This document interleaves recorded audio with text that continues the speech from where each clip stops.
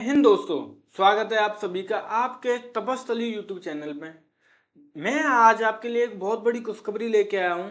जिन भी बच्चों ने बीएसएफ हेड कांस्टेबल मिनिस्ट्रियल और एएसआई स्टेनोग्राफर का फॉर्म फिलअप किया है, उनके लिए मैं एक बहुत बड़ी खुशखबरी लेके आया हूँ कि उनकी जो भर्ती चल रही थी उसकी डबल वैकेंसी हो गई है।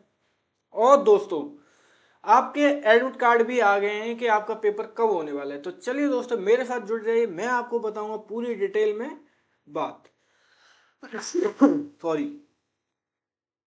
तो भर्ती के बारे में हम बात कर लेते हैं। जो भर्ती का नाम है ना, वो है BSF head constable ministerial and ASI stenographer. कुल पद की बात कर लें तो कुल जो वैकेंसी अब हो गई है 1526। ठीक है, इसमें संशोधित और बढ़े हुए पद भी शामिल है। ठीक है दोस्तों, हेड कांस्टेबल मिनिस्ट्रियल की मैं बात कर लूँ तो 800 टोटल 45 पद हैं। जो पहले कितने थे, 496 पद थे।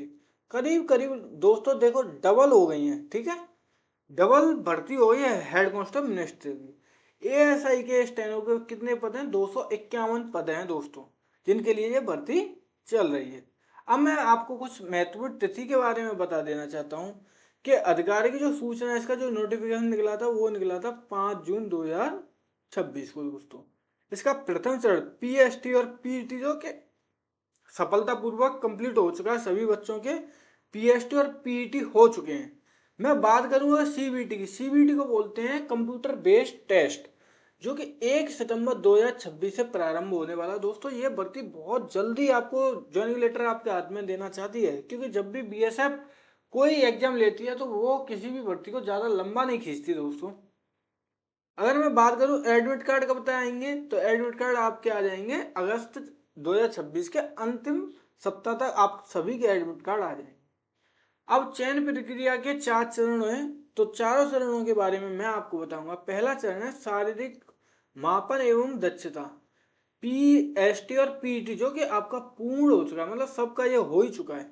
मैं स्टेप 2 की बात करूं तो यहाँ है कंप्यूटर बेस्ड सीबीटी, जिसको कंप्यूटर बेस्ड टेस्ट बोलते हैं, वो है अभी वर्तमान में, जो कि 1 सितंबर से शुरू होने वाला है। कब से, 1 सितंबर से। ठीक है दोस्तों। और मैं अगर तीसरे स्टेप की बात करूं तो कौशल परीक्षा, जिसको बोलते हैं टाइपिंग स्टेनोग्राफी टेस्ट, टाइपिंग और डॉक्यूमेंट वेरिफिकेशन होगा तीसरे चरण में। और चौथे चरण की बात करूं तो उसमें क्या है, विस्तृत चिकित्सा, आपका मेडिकल होगा। ठीक है दोस्तों, आपका मेडिकल होने का जो अंतिम प्रोसेस है वो है मेडिकल। ठीक है, अब मैं बात करूं लिखित परीक्षा का जो पैटर्न है वो क्या रहने वाला है, सीबीटी एग्जाम पैटर्न क्या रहेगा। तो परीक्षा का प्रकार कैसा, ऑनलाइन कंप्यूटर आधारित बेस्ड है, सीबीटी होगा, ये पहले ही बता दिया मैंने आपको। क्वेश्चन कैसे रहेंगे, एमसीक्यू। कुल जो प्रश्न है वो 200 प्रश्न है, और कुल 200 अंक के जो प्रश्न है वो 200 अंक के। परीक्षा के लिए आपको 1 घंटा 40 मिनट या आपको 100 मिनट मिलने वाले हैं दोस्तों। 100 मिनट में आपको 200 क्वेश्चन करने हैं। अंकन पद्धति की बात करें तो सही उत्तर के लिए आपको 1 अंक रहेगा, और नेगेटिव मार्किंग इसमें कोई दोस्तों है नहीं, नेगेटिव आपका एक भी अंक नहीं कटेगा। ठीक है दोस्तों, नेगेटिव तो है ही नहीं। अब हम बात करते हैं दोस्तों इसके पाठ्यक्रम के बारे में। तो इसमें क्या क्या है, तो इसमें दोस्तों हिंदी या इंग्लिश में से कोई आप एक भाषा चुन सकते हैं। सामान्य बुद्धिमत्ता कह लूँ या जनरल इंटेलिजेंस और रीजनिंग कह लूँ, वो आएगी। न्यूमेरिकल एप्टीट्यूड मैथ बोलते हैं, वो आएगा। क्रिटिकल एप्टीट्यूड आएगा, लिपिक की अभिरुचि आएगी आपकी, और बुनियादी कंप्यूटर ज्ञान, बेसिक कंप्यूटर नॉलेज आपको दोस्तों होनी चाहिए। ये तो आपको पहले ही जब आप फॉर्म फिलअप कर रहे थे तभी पता होगा कि आपको इसके लिए आपको कंप्यूटर की नॉलेज होना बहुत जरूरी है। और इसके लिए मैं बात करूं न्यूनतम योग्यता और कौशल परीक्षा का जो मापदंड है वो क्या रहने वाले हैं, किस बेस पे आपको इसमें क्वालिफाई करा जाएगा।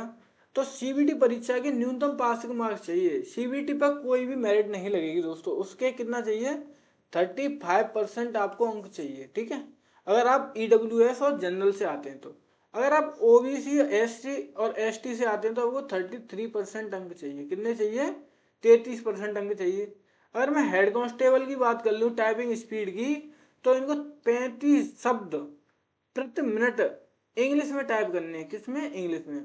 अगर हिंदी में टाइप करने हैं तो 30 शब्द प्रति मिनट टाइप करने हैं, जिसको WPM बोलते हैं, वर्ड पर मिनट। ठीक है, अब मैं बात करूं एडमिट कार्ड कैसे डाउनलोड करेंगे, तो आप इसकी बीएसएफ की जो पोर्टल पे जो साइड है उस पर जाएंगे, वहाँ पे हेड कांस्टेबल मिनिस्टर और एएसआई स्टेनो के एडमिट कार्ड पर क्लिक कर देंगे। उसके बाद आप पंजीकरण डालेंगे और जन्म तिथि डालेंगे, तो वहाँ पे जो स्क्रीन कोड है, जो कैप्चा होता है, उसको भर देंगे, लॉगिन बटन दबाएंगे और आपका एडमिट कार्ड आपके पास आ जाएगा। तो चलिए दोस्तों बात करते हैं। धन्यवाद। आपकी परीक्षा के लिए आपको ढेर सारी शुभकामनाएं। मिलते हैं अगली वीडियो में। ऐसी जानकारी के लेने के लिए बने रहें हमारे साथ और अपने दोस्तों के साथ शेयर करते हैं। जय हिंद, जय